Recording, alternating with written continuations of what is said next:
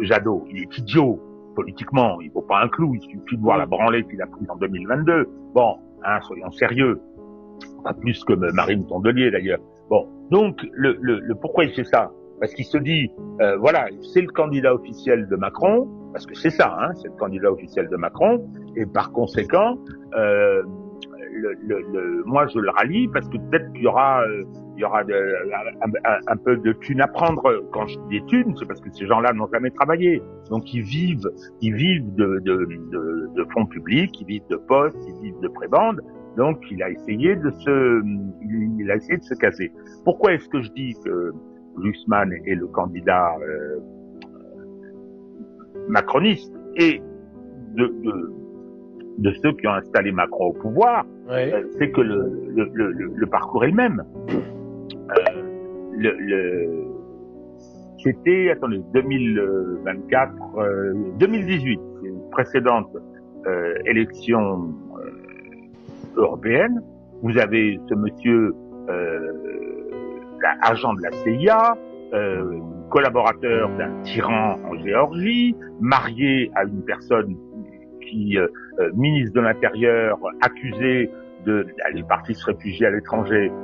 Elle a été interceptée à l'aéroport de Kiev avec une mallette dans laquelle il y avait 6 millions de dollars en espèces. Tout ça, c'est des gens très très recommandables. Eh bien, et puis bon, elle est accusée d'avoir couvert des tortures, etc. Il arrive, il est le fils de son père. Il est le fils de son père qui était si vous voulez, un néoconservateur furieux. Donc, il avait fait toute une campagne pour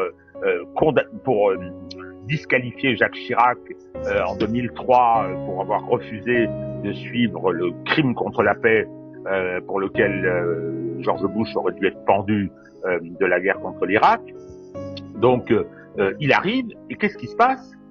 Il dit, je fais un parti qui s'appelle Place Publique, et il est intronisé par le PS à ce moment-là. Parce que Macron, c'est le PS qui l'a installé. Faut jamais oublier ça. Le néolibéralisme autoritaire qu'on connaît en France, c'est le PS. Tout ça, c'est 40 ans de mitterrandisme, d'une certaine façon. Donc, c'est exactement le cas de figure de l'arrivée de Glucksmann.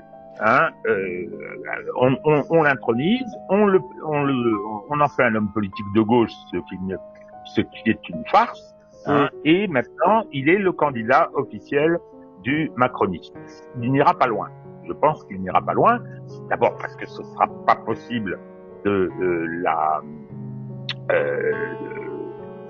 lui donner le statut de candidat unique de l'extrême centre, et puis aussi parce que assez rapidement, dans la dynamique politique, tous ces gens dont je viens de parler, outre qu'ils vont essayer d'exister pour avoir des postes, dans le nouveau monde qui se mettra en